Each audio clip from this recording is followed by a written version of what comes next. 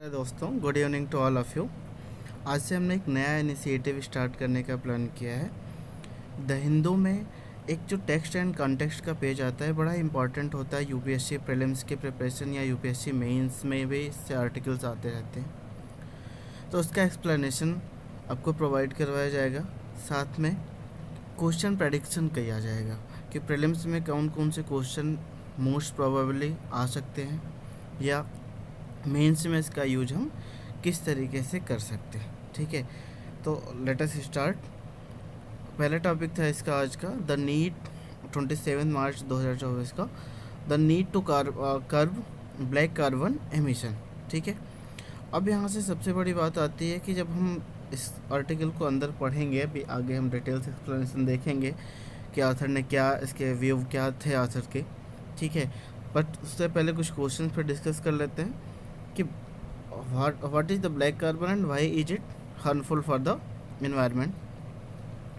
First question यहाँ से आ जाएगा। सेकंड है which sector India is biggest contributor of black carbon, that means black carbon अभी centre में होगा। फिर उससे हम देखेंगे कि ब्लैक कार्बन से डिफरेंट और कौन कौन से टॉपिक निकल के आ सकते हैं, लाइक इंडोर पोल्यूशन हो गया, है ना, एंड उससे रिलेटेड गवर्नमेंट ने क्या इनिशिएटिव चलाए हैं, वो सारी चीज़ें, या फिर कोलवेट मीथेन जिसकी एक्सप्लेनेशन चर्चा अंदर डिस्कशन किया गया है ना। तो हम देखते हैं। कंटेक्स्ट इसका है कि COP26 जो हुआ है ग्लासगो में, यहाँ से भी एक क्वेश्चन पूछा जा सकता है। ठीक है, CDS और CAPF में, and also may be CSC में भी कभी पूछा जा सकता है, फिर स्टेट PCS तो अक्सर पूछ ही सकता है कि COP26 कहाँ पे हुआ है। ठीक है, तो ग्लासगो में ये इम्पोर्टेंट पॉइंट है। तो ग्लासगो में जो हुआ था वो नेट जीरो एमिशन इंडिया ने अचीव, वहाँ पे ये डिक्लेयर किया है कि वो नेट जीरो एमिशन 2070 तक अचीव कर लेगा। ठीक है, इसके कंटेक्स्ट में ये पूरा का आर्टिकल आया हुआ है। तो हम देखते हैं एक बार कि इसके कंटेक्स्ट में अभी की कितना रिन्यूएबल एनर्जी और नॉन रिन्यूएबल एनर्जी कितना पहले था और अभी कितना हो चुका है, उसका जितना हमने टारगेट सेट किया था उससे हम कितना मीट कर चुके हैं। ठीक है, तो अभी जो कैपेसिटी है वो 180 गीगावाट की है, बाई 2023 तक का डेटा हमारे पास है। हम होप करते हैं कि 500 गीगावाट तक 2030 तक इसको अचीव कर लें। ठीक है, इसके बाद हम देखते हैं कि why is the black carbon relevant. ठीक है, तो ब्लैक कार्बन होता क्या, चूँकि यूपीएससी क्या है कि 2021 में ब्लू कार्बन से आपसे क्वेश्चन पूछ चुका है कि ब्लू कार्बन क्या होता है। 21 में जो क्वेश्चन आया था वो आया था ब्लू कार्बन से। ठीक है, किससे आया था, ब्लू कार्बन से आया था। तो मे बी 24 में वो ब्लैक कार्बन से पूछ सकती है। ठीक है, तो ब्लैक कार्बन क्या होता है, black carbon is the dark sooty material emitted alongside other pollutants when the biomass and fossil fuels are not fully combusted। जब बायोमास और फजल फ्यूल्स जो होते हैं वो पूरी तरीके से जब कम्बस्ट नहीं हो पाते हैं या जल नहीं पाते हैं, हिंदी में कहें तो वहाँ से ब्लैक कार्बन प्रोड्यूस होता है। ठीक है, ब्लैक कार्बन से सबसे ज़्यादा रिस्क किसका होता है ये हम देख लेते हैं, है ना। तो ब्लैक कार्बन से हार्ट डिजीज हो सकते हैं, बर्थ कॉम्प्लिकेशन होते हैं, या प्रीमैच्योर डेथ भी हो सकती है। हाँ, ये चीज़ हम देखते हैं, प्रीमैच्योर डेथ के भी चांसेस होते हैं। साथ में यहाँ पे प्रॉपर मेंशन है, most black carbon emission India arrive from the burning the biomass and such as cow dung और extra in the traditional cook stove, जो कि हमारे यहाँ गाँव में अक्सर देखे जाते हैं ये चीज़, है ना, कि जो हमारे रूरल एरिया हैं वहाँ पे काउडंग या फिर एक्स्ट्रा के सहायता से महिलाएं खाना बनाती हैं एट्सेट्रा। ठीक है, अब इसके बाद वाला जो पैराग्राफ है ये केवल और केवल मेंस के लिए है। ठीक है, इसमें डेटा इन्होंने दिया हुआ है कि कौन सा सेक्टर कितना योगदान देता है, कितना कंट्रीब्यूट करता है ब्लैक कार्बन। जैसे इन्होंने जो दिया है उसमें रेजिडेंशियल सेक्टर जो है 47% ब्लैक कार्बन के एमिशन में हेल्प करता है, एंड फर्दर इंडस्ट्रीज है, देन फिर डीजल व्हीकल्स हैं, then burning of open burning है 12% है, एंड अदर रिसोर्सेज जो है 2% है। तो ये चीज़ हम देख सकते हैं, इसका हम यूज कर सकते हैं इस डेटा का, जब हम मेंस का आंसर्स लिख रहे हों उस समय इस डेटा का हम एज अ एविडेंस यूज कर सकते हैं। ठीक है, तो ये तो हो गई ब्लैक कार्बन के बाद। इससे और डिटेल में आप लोग अपने जो आपका स्टैटिक नोट्स है वहाँ से देख सकते हो। ठीक है। अब ब्लैक कार्बन को रिड्यूस करने के लिए गवर्नमेंट ने, अभी आप लोगों ने देखा होगा कि मई 2016 में गवर्नमेंट ने एक पीएम उज्ज्वला योजना की स्टार्टिंग करी थी। अब देखो स्टेट पीसीएस के लिए इम्पोर्टेंट है कि पीएम उज्ज्वला योजना जो थी वो जिस स्पेसिफिक स्टेट में हो, कहाँ से स्टार्ट की गई थी। या यूपीएससी में क्या करता है, वो पूछ लेगा कि ये सेंट्रल गवर्नमेंट की थी या फिर स्टेट गवर्नमेंट की थी, इस तरीके से, या फिर इसका क्या करेगा, मेन ऑब्जेक्टिव जो है वो आपसे पूछा जा सकता है, इंक्लूडिंग द ईयर की किस ईयर में लॉन्च की गई थी। खासकर यूपी पीसीएस में अक्सर एवरी ईयर एक क्वेश्चन तो ज़रूर आ जाता है कि कौन सी स्कीम किस ईयर लॉन्च की गई है। ठीक है, हम देख लेते हैं यूपीएससी के अकॉर्डिंग। तो जो प्रधानमंत्री उज्ज्वला योजना थी, इसका मेन जो स्कीम है ना, मेन जो ऑब्जेक्टिव है वो ये है कि to make a clean cooking fuel available to the rural and poor household and reduce their dependence on traditional cooking fuels. That means ये इनडायरेक्टली कहीं ना कहीं क्या कह रहे हैं कि ब्लैक कार्बन को हम रिड्यूस करेंगे। ठीक है, अब ये कहाँ तक सक्सेस हो पाया, ये अपने गोल को कहाँ तक मीट किया है। ठीक है, इसके लिए आपको क्या करना होगा कि ये मेंस का पर्सपेक्टिव है, ये प्री का पर्सपेक्टिव नहीं है। प्री का पर्सपेक्टिव बस इतना है कि पीएम उज्ज्वला योजना का आप समझ लीजिए कि पीएम उज्ज्वला योजना का ऑब्जेक्टिव क्या था। ठीक है, तो ये हो गया। साथ में अब हम आगे देखते हैं कि इससे नेक्स्ट टॉपिक क्या प्री का निकल के आ सकता है। आगे जो है वो मेंस का टॉपिक है, आप पढ़ सकते हैं, आपके पास पीडीएफ अवेलेबल हो जाएगा वीडियो के बाद। ठीक है, यहाँ हम देखते हैं कि यहाँ पे जो higher level of indoor air pollution की बात की गई। ठीक है, अब ये टॉपिक बड़ा ही इंपॉर्टेंट हो जाता है क्योंकि एयर पोल्यूशन से UPSC again and again question पूछता है।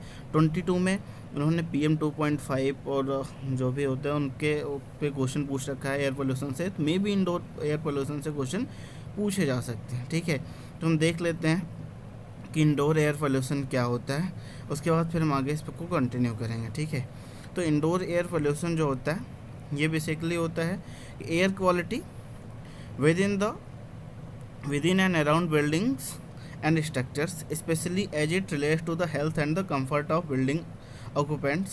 ठीक है, ये होता है हमारा मतलब आप समझिए कि बिल्डिंग्स और स्ट्रक्चर के अंदर एयर क्वालिटी कितनी अच्छी एयर है, उसकी क्वालिटी कितनी अच्छी है लाइफ को सस्टेन करने के लिए, उसको इंडोर एयर क्वालिटी बोलते हैं। ठीक है, जहाँ पे ये ज़्यादा होगा वहाँ इंडोर पोल्यूशन ज़्यादा हो जाएगा। ठीक है, अब हेल्थ में इसमें तुरंत भी हो सकता है और लेटर भी हो सकता है, तो इसका हम देख लेंगे कि पोल्यूटेंट के पहले देख लेते हैं ना कि सोर्सेज क्या क्या होंगे।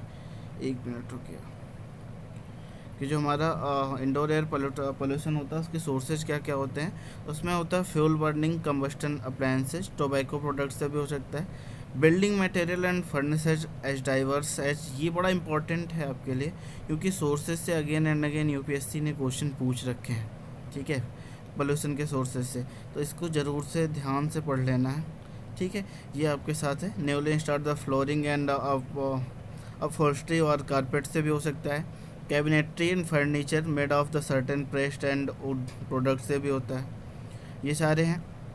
आउटडोर सोर्सेज में आउटडोर का एक्सटेंड करते हैं, आउटडोर का भी देख सकते हैं आप लोग कि radon and pesticide outdoor air pollution से भी होता है। इमीडिएट इफेक्ट में हम देख लेते हैं कि इमीडिएट इफेक्ट कैसे पता चलता है।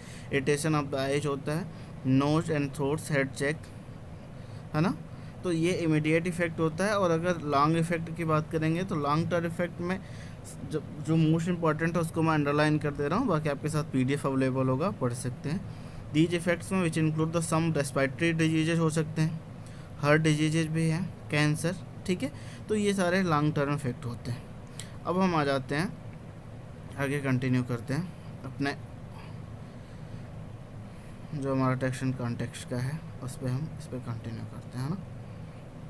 अब इसमें प्री के लिए हमारे पास लास्ट में एक और चीज़ आई हुई है कि जैसे पीएम उज्ज्वला योजना से एलपीजी डिस्ट्रीब्यूशन किया जा रहा है। ठीक है, बट एलपीजी की शॉर्टेज होने की वजह से रूरल एरिया में सफिशिएंट मात्रा में एलपीजी पहुंच नहीं पा रही है। ठीक है, उसको हम प्रोवाइड नहीं करवा पा रहे हैं। तो एलपीजी अगर शॉर्टेज हो रही है तो उसका हम क्या नेक्स्ट अल्टरनेटिव निकाल सकते हैं, है ना।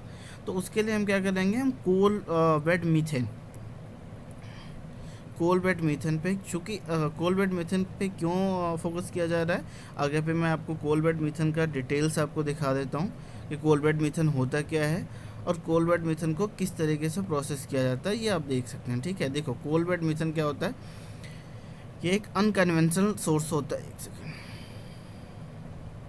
अनकन्वेंशनल सोर्स होता है for natural gas is now considered an alternative source for augmenting India's energy resources. क्योंकि देखो इंडिया एनर्जी हमारे पास कोयला का 5th लार्जेस्ट प्रोवन कोल रिजर्व है हमारे पास। देखो ये बड़ा इंपॉर्टेंट है, अगर आपसे कभी कुछ पूछा जाता है कोल के बारे में भी, क्योंकि देखो 2022 में आया हुआ है क्वेश्चन कोल से रिलेटेड, तो मे भी कभी फिर से पूछ सकते हो, तो ये डेटा आप याद कर सकते हैं। एंड स्टेट पीसीएस के लिए वेरी इंपॉर्टेंट है, 5th लार्जेस्ट प्रोवन कोल रिजर्व से है इंडिया में। ठीक है, तो कोल बेड मीथेन का हम यूज यहाँ से कर सकते हैं, क्योंकि हमारे पास लार्ज कोल का 5th लार्जेस्ट कोल रिजर्व है, तो वहाँ से हम इसका यूज करके एलपीजी की जगह इसका यूज कर सकते हैं। इससे इजी वे में हम एवरी हाउस होल्ड में, रूरल हाउस होल्ड में हम उसको clean and the clean cooking fuel पहुंचा सकते हैं, जिससे क्या होगा कि जो हमारा एसडीजी गोल है, ठीक है ध्यान रखना, एसडीजी भी पूछा जा सकता है आपसे, है ना। तो एसडीजी गोल देखो यूपीपीसीआर 2022 में एसडीजी गोल से क्वेश्चन आया था, एसडीजी रिपोर्ट आई थी तो वहाँ से क्वेश्चन पूछा गया था। एसडीजी गोल से 2023 में भी क्वेश्चन पूछे गए हैं, तो आप ध्यान रख सकते हैं कि एसडीजी गोल जो 7 है, ठीक है, तो वो non clean and renewable energy sources की बात करता है, तो उसको भी हम यहाँ पे ध्यान रखेंगे कि अगर हम कोल बेड मीथेन का यूज करते हैं तो उसको भी रीच आउट करने में जो एसडीजी गोल है वहाँ पे हमें हेल्प मिलेगी। ठीक है, तो ये टोटल रहा आज का फर्स्ट आर्टिकल। यहाँ से कुछ टॉपिक्स है मैं आपको बता देता हूँ कहाँ कहाँ से क्वेश्चन आ सकते हैं, जो कि मोस्ट इम्पॉर्टेंट टॉपिक्स इससे निकल के आएंगे प्रीलिम्स के लिए। फर्स्ट है ब्लैक कार्बन के डेफिनेशन से यूपीएससी पूछ सकता है। ये क्वेश्चन इसलिए मैं कह रहा हूँ क्योंकि ब्लू कार्बन से मैं लिख देता हूँ यहाँ पे,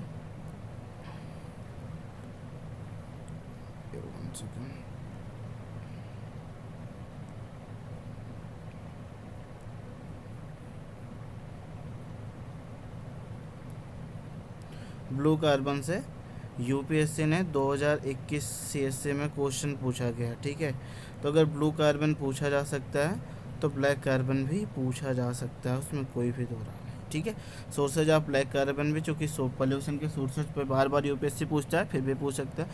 indoor air pollution, effect of air pollution आपको बता दिया है, सोर्सेज भी बता दिया है, पीएम उज्ज्वला जो स्कीम है इसका लॉन्च ईयर भी बता दिया हमने, और मेन ऑब्जेक्टिव्स भी बता दिया है। कोल बेड मीथेन के बारे में भी ब्रीफ कर दिया, आप डिटेल्स दे सकते हो, और एसडीजी 7 तो बताया दिया। ठीक है, थैंक यू सो मच। अगर आपको ये सीरीज़ अच्छी लगे तो लाइक करें, कमेंट करें और सब्सक्राइब करें। Thank you.